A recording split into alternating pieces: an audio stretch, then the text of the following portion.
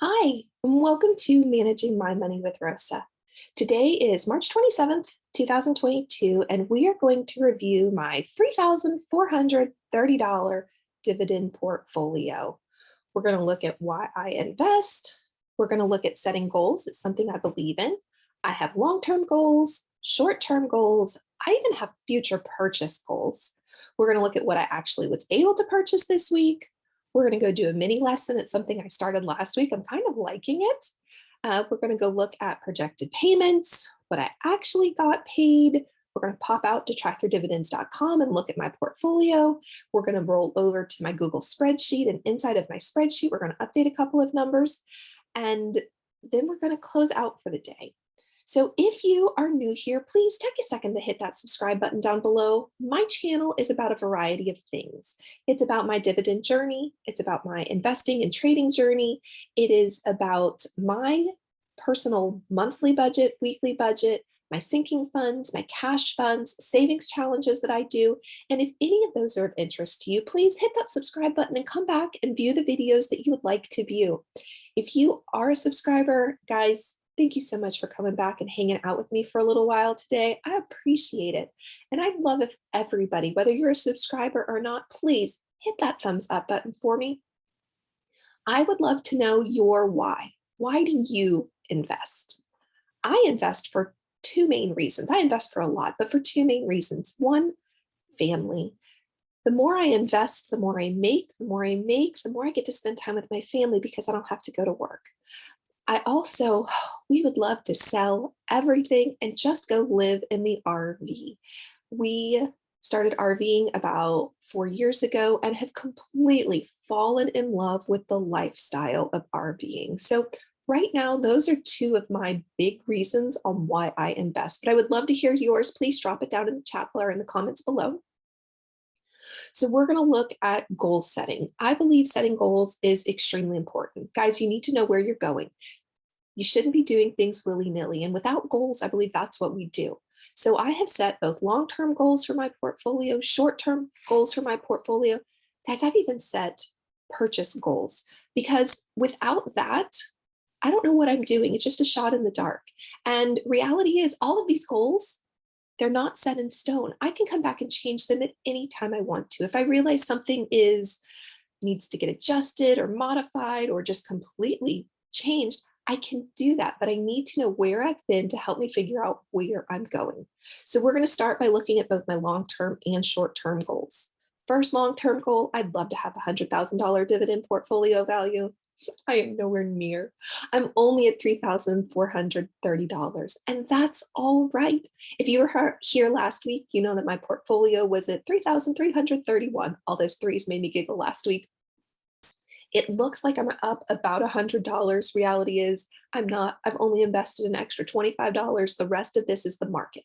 The positions that I am in, my increases have outweighed my decreases. So right now I'm up about $100 from last week. And you know what? That's great. But the stock market goes up and the stock market goes down. And I have to be comfortable whether it goes up or down every week. I would love to earn $80,000 a year. Now, all of you naysayers, I know $80,000 is like, to earn that is monstrous. And it takes a huge portfolio, like almost a $2 million portfolio. I get that. I'm not in a rush. So it's all right, but I would love to. Right now, I'm only earning $222. I'm not even at $1,000 a year yet. I get I've got a long way, but that is a vision that I want to keep in my head. That's the goal. Replace my husband's income and my income. And speaking of my husband's income, he makes less than I do. So really the first goal is to turn him into a house daddy by replacing his income and making enough to continue investing and growing everything. And I would love for each of my positions to drip one full share. DRIP stands for dividend reinvestment plan. Currently, only 2 of my 24 positions do. And if I'm really honest, only 1 truly does. The other one is so stinking close that I go ahead and count it anyways. I would love to have a $5,000 dividend portfolio value. Again, unless the market the positions that I'm in, unless they just really skyrocket, I don't see this happening this year. I would love to, but there's no way I can squeeze out another $2,000 in my budget to invest. So you know, it's not too far-fetched, but at the same time, it is something that I want to keep in mind. That $5,000 is my next goal. The first one was just to get it to 1,000. The next one was to get it to 3,000.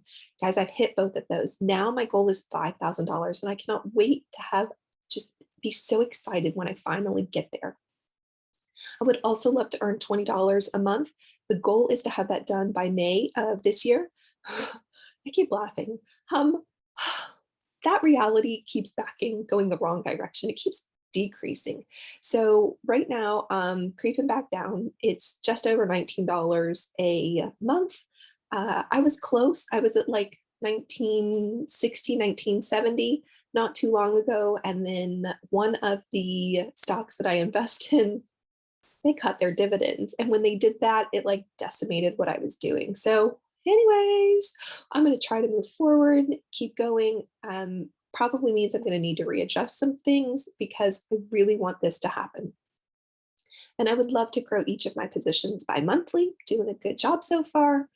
And I also want to receive a dividend check every week. Now, once again, I've done really good at that. I've actually received a dividend check every week since November of 2021. We are on a roll and it just keeps going. So my future purchase goals, I would love to purchase 3 more shares of PSEC. So part of my change plan is with my PSEC. They pay, I think it's like 6 cents a share. I'm contemplating changing it from 3 to 10. That would give me an extra 60 cents a month. So I'm contemplating changing this one up before May, but really it comes down to, do I have the funds to purchase 10 more shares of PSEC? I'd also like 3 more shares of OHI. If I get 3 shares of each of those, that'll put each of those around 6 shares altogether for each one. I would love to get 25 more shares of OXSQ. If you've been around for a while, you know my OXSQ. I am currently trying to get it up to what was 150 shares. I've modified that. Now it's just 130 shares, and that's what this 25 will give me is 130. I'm lacking funds right now, let's be real. So because of that, these are all the same as they were last week because all I had was my $25 to invest this week. And then I would love to start to increasing my ARCC position, Aries Capital. The goal is to reach 75 shares. I'll probably stop before I get to 75, but right now I want that big goal. I don't have a lot. I think I might have like 3 or 4 shares of Aries Capital, but the goal is to increase them as well. So what exactly did I purchase this week? Guys, not a whole lot. I did good. There was no going rogue. I didn't go out and buy anything else because work was a little busy again this week.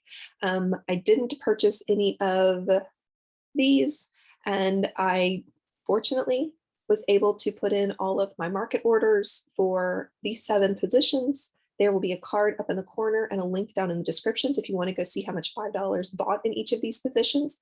So I tell my brokerage, I give it a limit or I give it a market order, tell it spend $5 instead of share amounts, and it does all the auto calculating for me. So I got JEPI, Maine, Mo, NRZ, ORC, PFLT, and T. So those 7 more increased on that bi-monthly. So that goal of increase bi-monthly is working. I think 7, and then I had 6. So that's, I think, like 13 so far this month. So I have about 10 more next month to do to make that goal continue. So definitely heading in that right direction. So let's go do a mini lesson. I started this last week, and it is about something that someone has either asked or something that I have learned over the course of dabbling in stock market for roughly 2 years. I'm a pretty new trader, and I'm an even newer dividend investor. So these are all, this series will be things that you have asked or things that I have learned. So this week we're going to talk about what is volume and why does it matter to you? So simply put, volume is the number of traders buying or selling into stocks. You can have high volume, you can have low volume, but it's about the people, how many or how few are actually going into something. So the more that are buying, the higher, it's called high volume. When there are only a couple, that's called low volume. So why exactly does that matter? Well, because when there are a lot of traders buying and selling, things happen. When there are only a couple buyers or selling trading, changes the landscape a little bit. So we're going to actually go look at two positions that I am currently in. One of them is PNT. It has a very low volume. It might not move for a couple of minutes. And typically I'm waiting on someone to come along to agree to my entry or exit price because of it. And then it's slow to get in or out. So we actually are going to go over to Yahoo Finance and look at PNT. It's a rather cheap stock. It has a current volume. So Friday, it traded at 137,000 people. That's really low, guys. Average, it's 300,000 trade this. And the chart you're looking at, oh, that doesn't look too bad. It moves along. Yes, but let's go look at the chart a little bit more in depth real quick. So it takes a minute to load. All right, let's get it to where I want it. We're going to go look at the 1-day chart. And this is a 1-minute interval. So I did this so that you could see a candle is where there was an entry and an exit. So you know the high and the low for that. Where you have these little dashes, it means there was 0 people doing anything. So I might put in an order for PNT, and it might not go through because I am waiting on someone to come in and do it. So let's look, the volume here. Does it tell me volume? Yes, it does. So 13,000. Is that for the day? No. So 13,000 people traded at this particular moment. Why? I don't know. But when I move 1 minute to the right, there were only 590. Back to 1,400. So this, guys, there were 130 people back here that traded, 100 people. That's minuscule. So this little line across the bottom is what's telling you how many people traded. So I might be stuck here until someone wants to come along and agree. Let's back up over to here. T, on the other hand, which is AT&T, is considered high volume. It moves faster than you can track. You might miss an entry and exit price because you put it in and it's already here and gone. And the positive is you can get in and out when you want, typically at the price point you want. So let's pop over and look at T.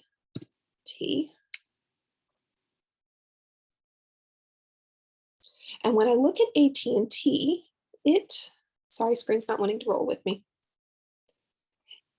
It had 31 million traders on Friday alone.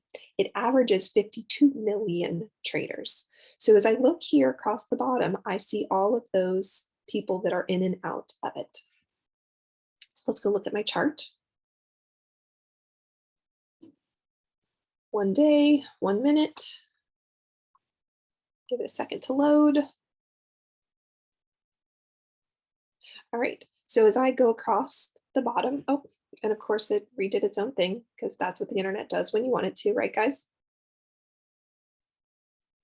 I should have taken snapshots of everything. Sorry. Well, at any rate, T moves, and with over 31 million people trading T, oh, the whole chart just disappeared on me, guys. Come on. Okay. So with 31 million people in, guys, it has 60, 100,000, 30,000. I can typically get in at whatever price I want. Now the green, that line is pretty high, so 318,000 people. Guess that's in 1 minute. 318,000 people were in and out of AT&T in that 1 minute. Let's go look at one of their lower ones. 16,000 people were in and out of AT&T at that moment. So sometimes when you put in a limit or market order and you can't get in when you want, It's because there are so many people that they may have outbid you. They may have underbid you, whichever way you're trying to get in, whether you're trying to get in or out. So just know that when there are this many people moving in and out, sometimes you're going to miss something because the movement is just faster than you can think. And let's look at this huge line. 771,000 people. Guys, that's over 750,000 people in and out of AT&T in 1 minute. You very well could have missed your price point because you put it in and then it bounced higher than you could even imagine. Um, so volume is important because it helps us realize where we're getting in and out of something and why I can't get in or out of something. It's going to take me a lot longer to get into PNT than it is to T. It's going to take me a lot longer to get out of PNT than it is to get into T. So just know volume matters. All right, so let's look at projected payments. So this week I was only projected to get 2 payments, PSEC and FUTY. Okay, so let's start this payday and talk about no giggling, okay? This was a really, really, really, really low week, really low week, but I got paid and that's what matters. We're continuing on that, get paid every week. So I currently only own 3.294 shares, which means I earned 0.026 shares and I got paid 20 cents. Yay! You have to be excited, guys. Otherwise, it's just going to go crazy. FUTY, I own 1.476 shares. I earned a hundredth of a share and I got paid 47 cents. Yay! Guys, that's all I got paid for a whopping total of, are you ready? 67 cents. Now, I've thought hard about what can I buy with 67 cents, and the reality is nothing that I can come up with. Nothing. Nothing. So we're just going to bank our 67 cents and apply it towards next week. And what can we purchase next week? Because next week we should be doing a whole lot better than this week did. So let's go pop out real quick. Let's go look at my track your dividends and my Google spreadsheet. We're going to start with track your dividends. I love this site. I have the free version, which means I get ads across the bottom and ads pop up from time to time. They don't really bother me just because it's free. So my balance is $3,430. I'm up $41. My dividend yield is 6.46 and my yield on cost is 6.54 with that annual income of $222. Now, this is not linked to my brokerage. I have to come put all of this stuff in manually, and that's because I don't want them in my brokerage. You can link them though if you want to. So it tells me how many shares I have, what the current price is, how much it changed. Now, all of this is based off of Friday's close. The average cost is what I put in, how much my average is according to my brokerage. Then track your dividends calculates whether I'm up, whether I'm down, the dividend yield based off of the current price, my yield on cost based off of how much I'm actually in, and then it gives me a quick annual income. So I enjoy here, you'll notice what I've got, 3 reds, a green, went the wrong way, another red. My Franco Nevada is up. This is really what's carrying me. My FSPTX is down. I've got a couple more that are green. My gold is up pretty well. That's $37, almost 40. Again, that's what's helping carry me. A couple more downs, a couple more ups. This is my biggest, I really want to use a bad word. This is the one that makes me maddest the most. I'm currently down $164 with an average in of 483 and the price is currently 335. And it was lower at the beginning of the week. So this one really aggravates me, but it is the one that currently is making me 11%. So we're just going to suck it up, Buttercup, and drive on because, well, making 11% still. But it's the one it's really hurting my portfolio the most. Up a little, down a little, up a little, down a little, up a little, and then ExxonMobil, I just got lucky. I got in at the right time, and then all of this craziness started, and it has gone up, which again is helping carry my portfolio in a positive direction. You can go look at diversification. I'm not really going to talk a lot about that this week, but it just breaks down each of the sectors that I am in. And then upcoming dividends. This is the view, one of the views I love to come in and look at. I really don't like that chart. I love this chart. It breaks down for the next 12 months, all of my payments, what I should be getting, and then tallies them up at the bottom. Now, what it does not do is it does not take into consideration that 20 cents that I got from PSCC this week. You notice it keeps that 20 cents all the way across. And that's because it doesn't take into account that I am going to get dividends and then I'm going to reinvest all of them. So that's the only downfall to this site, is that it does not reinvest, but that's okay because it gives me a realistic view of what's going on with my portfolio. I also love that I can come down here and I can look and see, yep, there's the month of March. I got paid every week. I'll get 3 payments next week. Yay! Actually, I'll get 4 because I'll get one on April the 1st as well. This week you're looking at, you're going, Rosa, you're not getting paid that week. Actually, I am. Jeppy just has not confirmed their payment yet. So until they do, I think the 4th is payment date on Jeppy. Let's come down. April. Oh, did they confirm? See, look there, me too busy talking. March. Oh, that's why I had to go one more page. There it is. Jeppy has not confirmed, and it'll pay April the 4th when it does confirm. So I actually will be getting a payment this week on the 4th. It just doesn't show yet because they haven't confirmed. So loving that.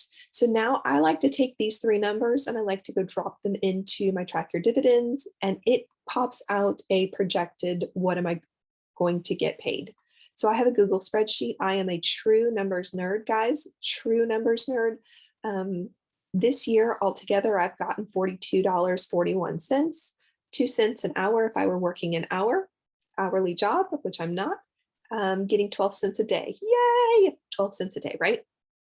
You have to celebrate some things, guys, because otherwise the beginning of dividend investing, if you are new to dividend investing, it's a joke. It is the funniest thing ever because you're barely making anything. Guys, I made what, 67 cents this week? Really? 67 cents. But yes, then you just have to keep going on. Rocking it all. So my monthly dividends were $19.18 based off of what I was getting paid last time. I need to do a pay special real quick.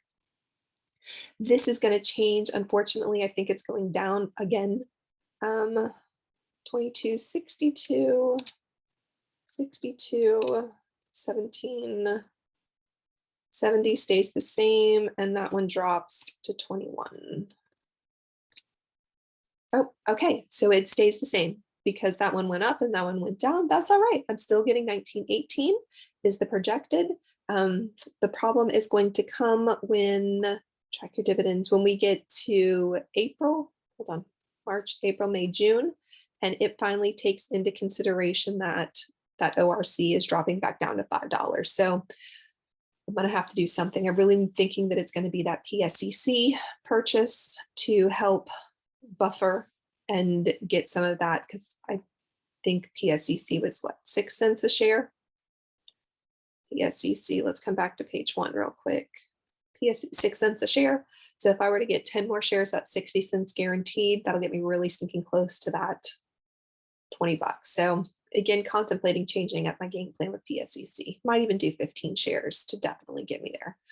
All right, so let's come back to my spreadsheet, or to my PowerPoint. And I just wanted to say thank you so much. I would love, if you haven't already, please hit that subscribe. If there's something that you're going, oh, I really wish you would have talked about that, I would love to hear what it is. And I'll contemplate putting that into one of my future videos, especially if you have a mini lesson that you'd like me to go over. I'm thinking about maybe taking that even and putting it out as its own little series, but I haven't quite decided that yet. So if that's even of something of interest, I would love to hear that. And guys, just thank you so much for joining me today on Managing My Money with Rosa as I review my dividend portfolio. Have a great day, guys. Bye.